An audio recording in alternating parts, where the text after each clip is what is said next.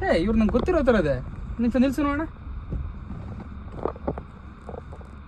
ನಮಸ್ಕಾರ, ನೀವು ಪೂರ್ಣ ಅವರಲ್ಲ? ಹೌದು, ನೀವು ಮಂಕುತಿಮ್ಮ ಕಗ್ಗ ಮಾಡ್ತೀರಲ್ವಾ?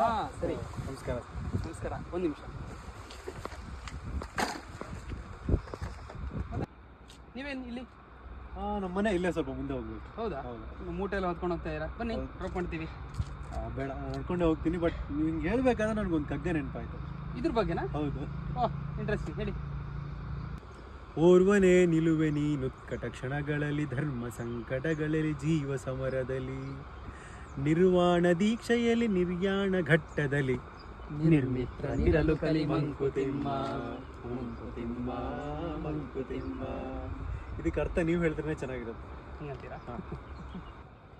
ನೀವು ಯಾಕೆ ಈ ಕಗ್ಗವನ್ನೇ ಹೇಳಿದಿರಿ ಅಂತ ನಂಗೆ ಈಗ ಗೊತ್ತಾಗ್ತಾ ಇದೆ. ಏನಿಲ್ಲ ಪೂರ್ಣ ಅವರೇ, ಜೀವನದಲ್ಲಿ ಎಷ್ಟೋ ಸಲ ನಾವು ಒಬ್ಬರೇ ನಿಂತ್ಕೊಂಡು ಫೇಸ್ ಮಾಡ್ಬೇಕಾಗತ್ತೆ ಅಲ್ವಾ? ಅದೆಷ್ಟೋ ಕಷ್ಟಗಳು ಬರುತ್ತೆ. ಎಕ್ಸಾಕ್ಟ್ಲಿ. ಅದಾದ್ಮೇಲೆ ಧರ್ಮ ಸಂಕಟ ಮತ್ತೆ ಜೀವ ಸಮರ, ಜೀವನದಲ್ಲಿ ಸಿಕ್ಕಾಪಟ್ಟೆ ಹೋರಾಡ್ಬೇಕಾಗತ್ತೆ. ಹೌದೌದು, ಖಂಡಿತ. ಇಷ್ಟು ಮಾತ್ರ ಅಲ್ಲ, ಈಗ ನಾವ್ ಏನೋ ಒಂದು ಆಧ್ಯಾತ್ಮಿಕ ಸಾಧನೆ ಮಾಡ್ಬೇಕು ಅಂತಂದ್ರೆ ಯಾರೋ ಗುಂಪಲ್ಲಿ ಹೋಗಿ ತಪಸ್ ಮಾಡಿದ್ರೆ ಯಾರಿಗೂ ಭಗವಂತ ಒಲಿಯಲ್ಲ. ಎಲ್ಲ ಅವ್ರವ್ರ ಸಾಧನೆ ಅವರೇ ಮಾಡ್ಬೇಕು. ಆಮೇಲೆ ಬರುವಾಗ ಬೆತ್ತಲೆ ಹೋಗುವಾಗ ಬೆತ್ತಲೆ ಅಂತ ಹೇಳ್ತಾರಲ್ಲ, ಹಂಗೆ ಅಂದ್ರೆ ಬರ್ಬೇಕಾದ್ರೂ ಒಬ್ರೆ ಹೋಗ್ಬೇಕಾದ್ರೂ ಒಬ್ರೆ, ನಿರ್ಯಾಣ ಘಟ್ಟ ಅಂತ ಹೇಳ್ತಾ ಇದಾರೆ. ಅಂದ್ರೆ ಹೋಗ್ಬೇಕಾದ್ರೂ ಒಬ್ರೆ, ಯಾರನ್ನೂ ಜೊತೆಗೆ ಕರ್ಕೊಂಡು ಹೋಗಲ್ಲ, ಏನ್ ಸಂಪಾದಿಸಿದನ್ನು ಜೊತೆಗೆ ತಗೊಂಡು ಹೋಗಲ್ಲ.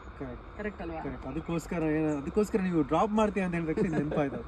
ಸೊ ನನ್ ಭಾರ ನಾನೇ ಹೊರಬೇಕು, ನಿಮ್ಮ ಮೇಲೆ ಹಾಕೋದ್ ಬೇಡ. ಬರೋಣ, ಖಂಡಿತ ನೆಕ್ಸ್ಟ್ ಟೈಮ್ ಮೀಟ್ ಆಗ್ತೇನೆ. ಅದಕ್ಕೆ ನಿರ್ಮಿತ್ರ ಅದಕ್ಕೋಸ್ಕರ ತುಂಬಾ ಖುಷಿ ಆಯ್ತು ನಿಮ್ಮನ್ನ ರೋಡಲ್ಲಿ ಮೀಟ್ ಮಾಡಿದ್ದಕ್ಕೆ.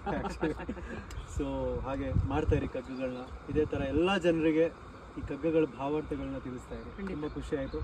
ಸಿಗೋಣ ಮತ್ತೆ. Thank you for asking me.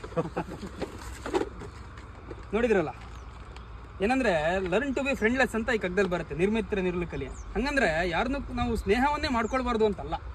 ಜೀವನದಲ್ಲಿ ನಾವು ಏಕಾಂತದಲ್ಲಿದ್ದಾಗಲೂ ಕೂಡ, ಯಾರು ನಮ್ಮ ಜೊತೆ ಇಲ್ಲ ಅಂದ್ರೂ ಕೂಡ ನಾವು ಜೀವನ ಎದುರಿಸ್ಬೇಕಲ್ಲ. ಯಾರು ಇಲ್ಲ ಅಂತ ಕೊರಗ್ತಾ ಕೂರಕ್ಕಾಗಲ್ಲ ಅಲ್ವಾ? ಅದರಿಂದ ನಾವು ಒಬ್ಬರೇ ಇದ್ದಾಗಲೂ ಕೂಡ ಎಷ್ಟೇ ಕಷ್ಟ ಬರಲಿ ಎದುರಿಸ್ತೀನಿ ಅನ್ನುವ ಛಲ ಇರಬೇಕು, ಆ ಧೈರ್ಯ ಇರಬೇಕು ಅನ್ನೋದೇ ಈ ಕಗ್ಗದ ಗೂಢಾರ್ಥ.